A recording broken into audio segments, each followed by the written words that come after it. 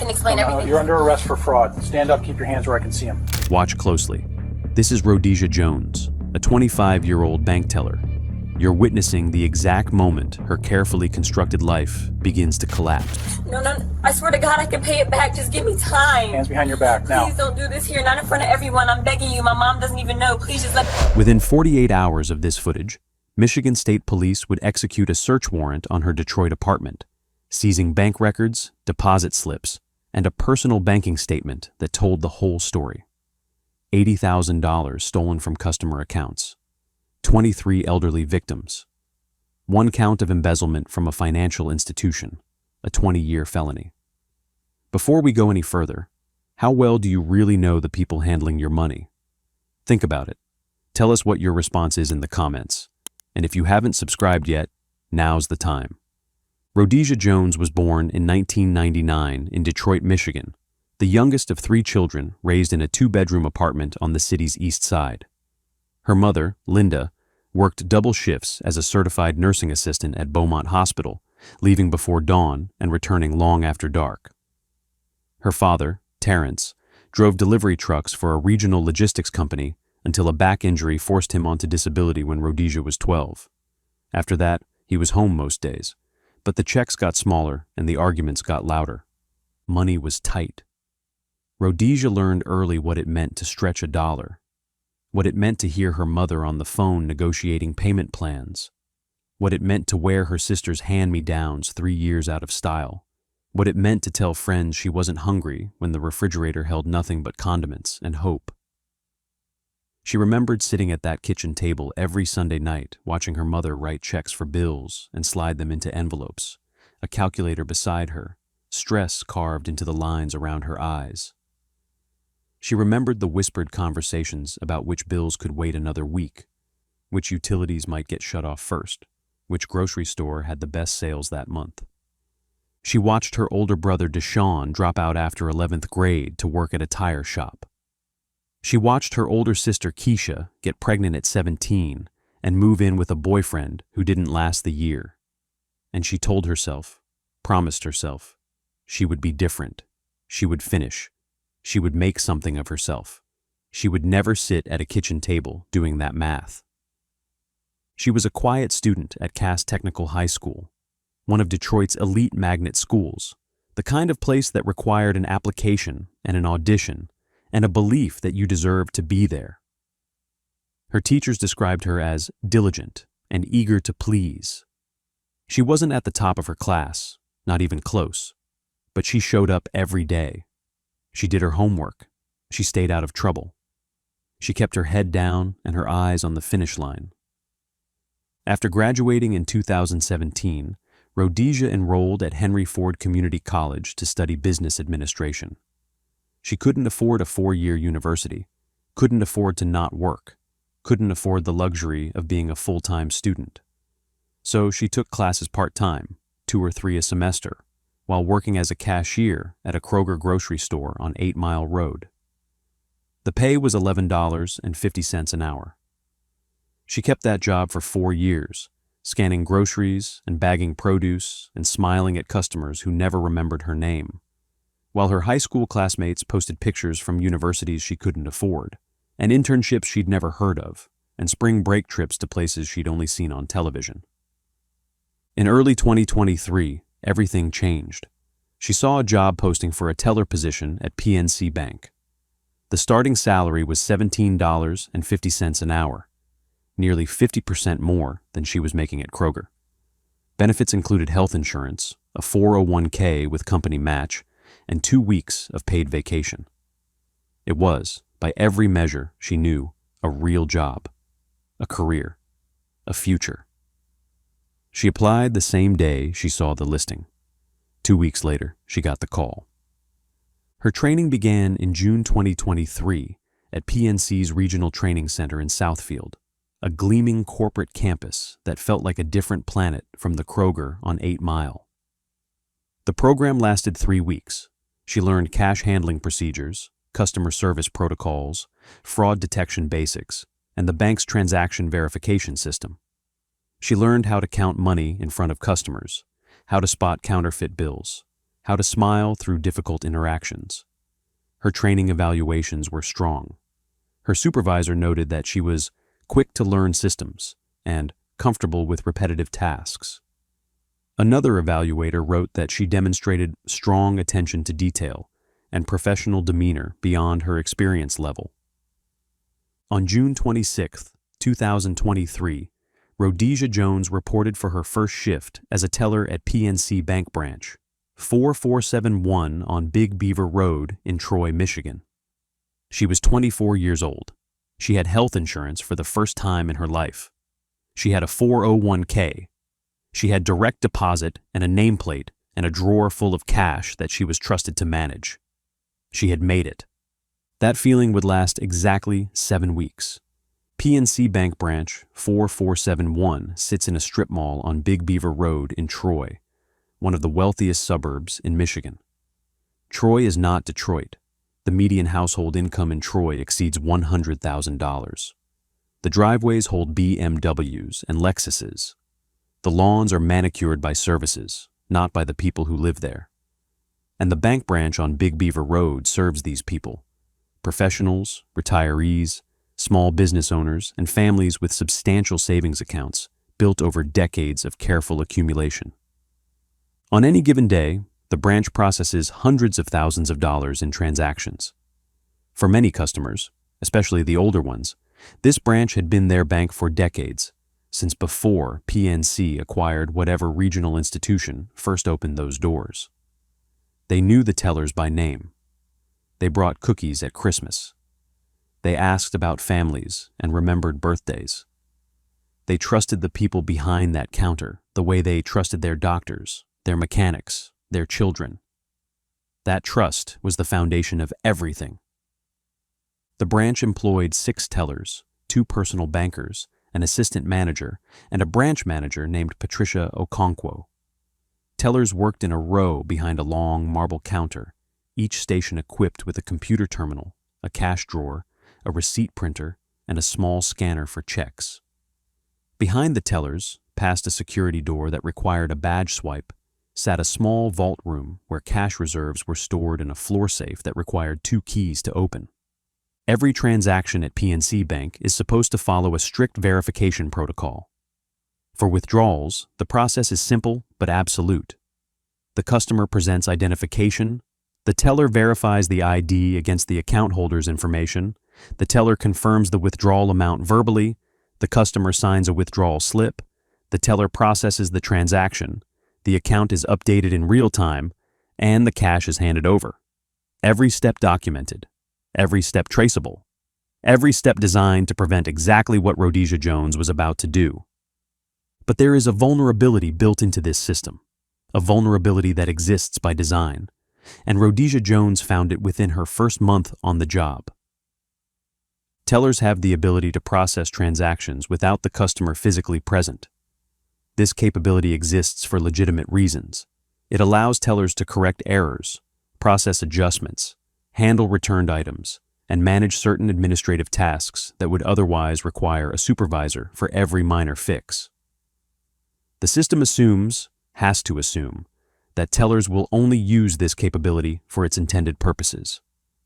The system assumes that the person entrusted with the keys will not use them to rob the vault. The oversight mechanism is daily cash reconciliation. At the end of every shift, each teller's drawer must balance against the day's transactions. Every dollar in must equal every dollar out, with the cash in the drawer making up the difference. Any discrepancy over $50 triggers an automatic flag that goes to the branch manager. But here's the flaw.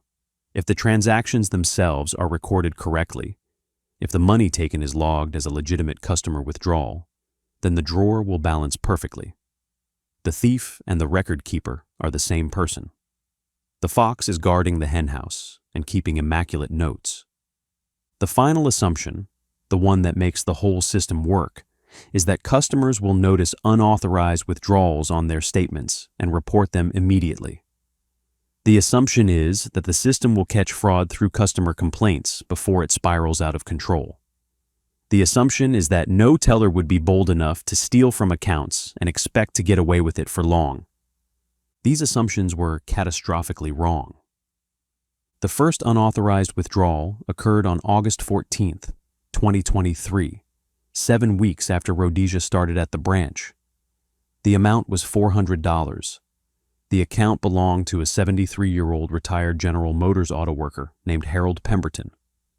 Mr. Pemberton was a regular customer at branch 4471. He came in every month, usually on the third or fourth day, to deposit his GM pension check and withdraw cash for the month's expenses.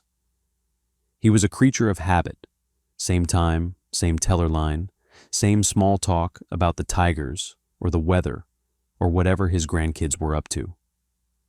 Rhodesia had helped him at least half a dozen times in her first weeks at the branch. She knew his account number by heart. She knew his balance hovered around $34,000, a lifetime of savings from 41 years on the line at the Hamtramck assembly plant. She knew he rarely checked his online banking because he didn't trust computers. She knew he preferred paper statements, which arrived once a month in an envelope he sometimes didn't open for weeks. She knew he lived alone in a small house in Warren. His wife Margaret had passed away 3 years earlier from lung cancer, and his children had scattered to Phoenix and Tampa and a suburb of Chicago, visiting only on holidays if the weather cooperated and the flights weren't too expensive. She knew he was perfect. That first withdrawal was a test. She processed it during a quiet Wednesday afternoon, the branch nearly empty, her supervisor on a late lunch, the other tellers absorbed in their own transactions. She pulled up Mr. Pemberton's account. She initiated a cash withdrawal. She entered the amount, $400. She completed the transaction. The system recorded it as a standard withdrawal. No red flags, no alerts, no supervisor notification required. Her drawer balanced at the end of the day because the money she had taken was accounted for. It just wasn't accounted for correctly. She put $400 in her purse. She clocked out. She drove home. She waited. 2 weeks later, Mr. Pemberton came in to deposit his September pension check. He handed over the check, made small talk about his tomato plants, collected his receipt, and left. He said nothing about the missing $400. Either he hadn't noticed it on his August statement, or he'd noticed and assumed he must have made the withdrawal himself and simply forgotten. He was 73 years old. He didn't trust his own memory the way he used to. That was when Rhodesia understood. She could do this again. She could do this as many times as she wanted, to as many accounts as she could manage, and no one would stop her, because no one was looking. She developed a system. She targeted accounts belonging to elderly customers, people who came into the branch infrequently, who preferred paper statements over online banking, who lived alone, or whose family members lived far away, who might not notice discrepancies of a few $100s on a statement they barely glanced at before filing away. She never took more than $1,200 from any single account in any single month. She spread the withdrawals across different accounts, never hitting the same customer twice in the same week. She kept mental notes on who checked their balances obsessively and who didn't, which customers had adult children who monitored their finances, and which ones were truly alone. By October 2023, she had taken $8,400 from 7 different accounts. By December, the total was $19,200 from 12 accounts. By February 2024, the total exceeded $35,000 from 18 separate victims. Her lifestyle changed in ways her coworkers couldn't help but notice. She moved out of her mother's apartment on the east side and into a one-bedroom in Midtown Detroit. Rent $1,400 a month, first and last plus security deposit. She bought a used 2021 BMW 3 Series from a dealership in Southfield. $28,000, financed at 6.9% with a $4,000 down payment she paid in cash. She started shopping at Somerset Collection instead of Walmart, carrying bags from Nordstrom and Sephora and stores her mother had never set foot in. She got her nails done every 2 weeks at a salon in Royal Oak. She bought designer handbags, Michael Kors, Coach, Kate Spade, items she'd only ever seen in magazines, or on the arms of customers at the bank. Her co-workers noticed the transformation. They noticed the new clothes, the new car, the new confidence that seemed to radiate from her like she'd finally figured something out. When they asked how she could afford it all on a teller's salary, she had an answer ready. She'd started a side business doing social media marketing. She had a few clients, she said. She was hustling, she said. Side gigs were the only way to get ahead these days. They believed her. Why wouldn't they? She was young and smart and worked hard. Of course, she had figured out how to make extra money. No one at the bank investigated. No one asked how a 24-year-old teller earning $36,400 a year could suddenly afford a BMW and a midtown apartment and a closet full of designer goods. No one connected the dots. No one even saw there were dots to connect. By April of 2024, Rhodesia Jones had stolen approximately $62,000 from PNC Bank customers. She had made over 34 unauthorized withdrawals from 23 separate accounts. The youngest victim was 68 years old. The oldest was 89, and she had absolutely no intention of stopping. Dorothy Kaczynski was 81 years old. She had been a customer at the Troy PNC branch for over 30 years, since before it was PNC, back when it was National City Bank, and before that, something else she couldn't quite remember anymore. Her late husband, Walter, had opened the account in 1987, the year they paid off the mortgage on their house in Clawson, and decided they finally had enough money to need a real savings strategy. Walter passed in 2019. Heart attack, sudden, no warning, gone before the paramedics arrived. After that, Dorothy's daughter, Michelle, had taken over helping with the finances. Michelle Kaczynski lived in Chicago, a 3-hour flight or a 5-hour drive, depending on traffic and weather and how much patience she had for either. She visited every few months, usually around holidays, or whenever her mother's voice on the phone started to sound more confused than usual. She paid her mother's bills online, set up automatic payments for the utilities and the insurance, made sure the property taxes got handled on time, and every April she flew home to help her mother prepare her taxes. In late April 2024, Michelle Kaczynski sat down at her mother's kitchen table with a stack of bank statements and a calculator, the same ritual she'd performed every year since her father died. Her mother sat across from her with a cup of tea, half watching a rerun of Wheel of Fortune in the other room. It was supposed to be simple. It was supposed to take an hour, maybe 2. That was when Michelle noticed the discrepancies. 7 unauthorized withdrawals over the previous 8 months.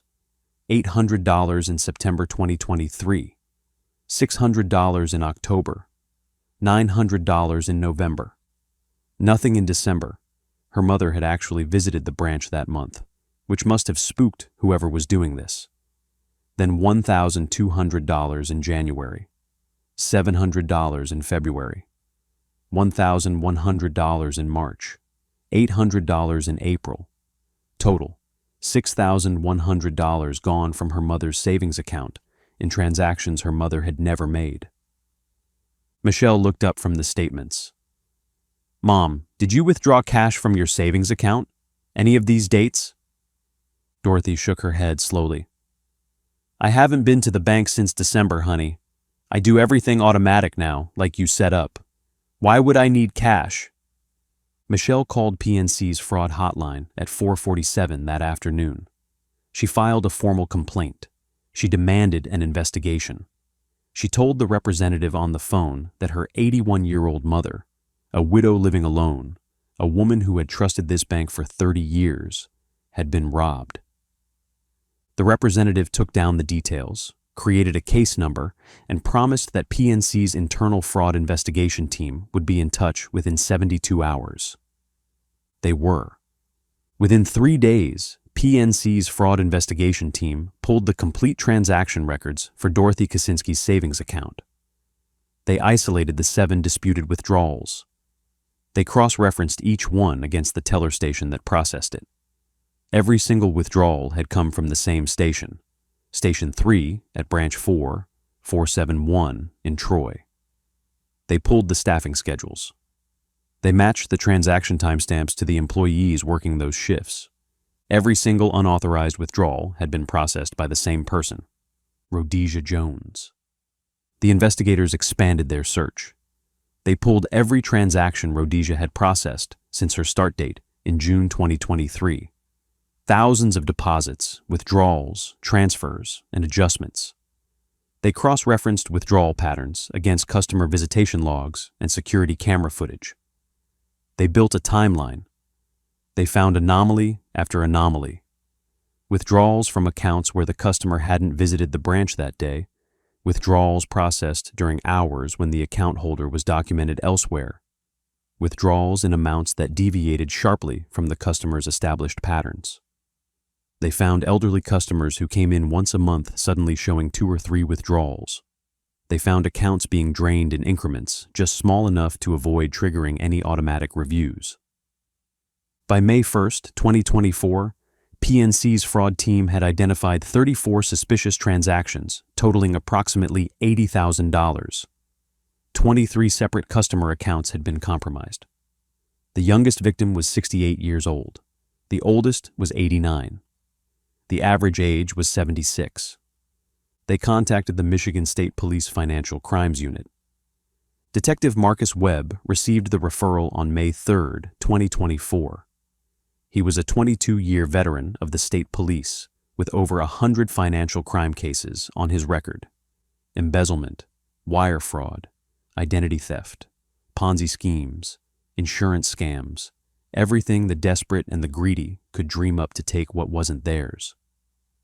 He had seen every variation of bank fraud imaginable, from sophisticated international wire schemes to employees pocketing 20s from the cash drawer. But the methodical coldness of this case, a 24-year-old teller systematically targeting elderly customers for nearly a year, surprised even him. The PNC fraud team had done most of the preliminary work. Detective Webb picked up where they left off. He subpoenaed the complete transaction records for Rhodesia's teller station. He subpoenaed her employment file, her training records, her performance evaluations. He subpoenaed her personal banking records from every financial institution in the state of Michigan. What he found in those banking records was the smoking gun that would end her freedom. Rhodesia Jones maintained a personal checking account at Huntington Bank, a completely different institution from PNC. Over the previous 11 months, from August 2023 through May 2024, that account had received a series of cash deposits that matched the unauthorized withdrawals from PNC customer accounts with damning precision. $400 deposited on August 15th, the day after the first theft, from Harold Pemberton. $600 deposited on September 28th. $800 deposited on October 12th. $750 on November 3rd. Deposit after deposit. Withdrawal after withdrawal, the numbers lining up like a confession written in arithmetic. Her total reported income for 2023 was $36,400, her PNC salary and nothing else. But her bank deposits for that same period exceeded $72,000. The gap of $35,600 was almost exactly the amount stolen from PNC customers that year. Stories like this don't get the attention they deserve. These aren't faceless victims. They're somebody's grandmother, somebody's father, somebody who trusted the wrong person. If you want to see more accountability content, subscribe and hit the notification bell. And leave a comment letting us know. Have you ever caught someone stealing from a family member? Detective Webb pulled her tax returns next. For tax year 2023, Rhodesia Jones had filed a Michigan state return reporting only her PNC wages. She had not declared a single dollar of the stolen money as income. The state of Michigan had been defrauded of approximately $3,200 in income taxes. That added 2 additional felony charges to the growing case against her. On May 8, 2024, Rhodesia Jones was terminated from PNC Bank. The official reason documented in her personnel file was violation of company policy and fiduciary misconduct. She was called into the branch manager's office at 2:15 in the afternoon told that her employment was being terminated effective immediately, and escorted from the building by security. Her access badges were confiscated. Her personal belongings were boxed up and handed to her in the parking lot. Her final paycheck would be mailed. She drove home to her midtown apartment, the apartment she could no longer afford, and waited for the knock she knew would eventually come. It took 17 months, but it came. On October 8, 2025, at approximately 7:45 in the morning, two Michigan State Police detectives pulled into the parking lot of a midtown Detroit apartment complex. They had an arrest warrant signed by a judge in Oakland County. The warrant named Rhodesia Jones, age 25, formerly of PNC Bank Branch 4471, currently unemployed and 17 months behind on her once promising life. The 17 months since her termination had not been kind. The BMW was gone, repossessed after she missed 3 consecutive payments, the repo company towing it from this same parking lot at 2 a.m. on a Tuesday in September 2024. She had burned through her savings trying to maintain the lifestyle she'd built on stolen money, and when the savings ran out, she'd burned through her credit cards. She was 2 months behind on rent. The designer handbags sat in her closet unworn, too recognizable to sell on consignment, too painful to look at. She had applied to 14 jobs in the past year and gotten callbacks from 2. Turns out banks talk to each other. Turns out terminated for fiduciary misconduct is the kind of phrase that follows you. Rhodesia was still asleep when the knock came. 3 hard raps that echoed through the thin apartment walls. She shuffled to the door in sweatpants and a tank top, her hair wrapped in a silk scarf, her mind not yet fully awake. She looked through the peephole and saw a badge. She opened the door. Detective Marcus Webb stood in the hallway, his badge visible on a lanyard around his neck. His partner stood beside him, one hand resting near her hip. "Rhodesia Jones?" "Yes." "I'm Detective Webb with the Michigan State Police Financial Crimes Unit. I have a warrant for your arrest issued by Oakland County Circuit Court." Her hand flew to her chest. Her knees buckled slightly. She grabbed the doorframe to steady herself. Wait. Please, just let me explain. I can explain everything." "Ma'am, you're under arrest for embezzlement from a financial institution. You need to turn around and place your hands behind your back."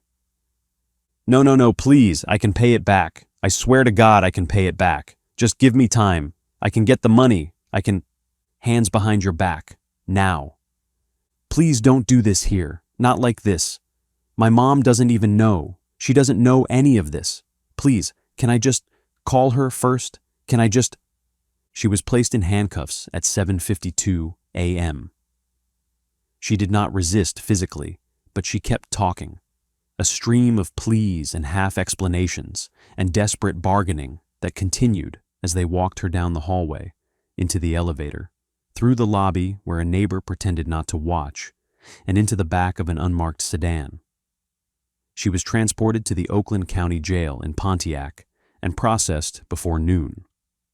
The BMW, the apartment, the designer bags, the nails, the confidence, all of it purchased with money stolen from people who had trusted her.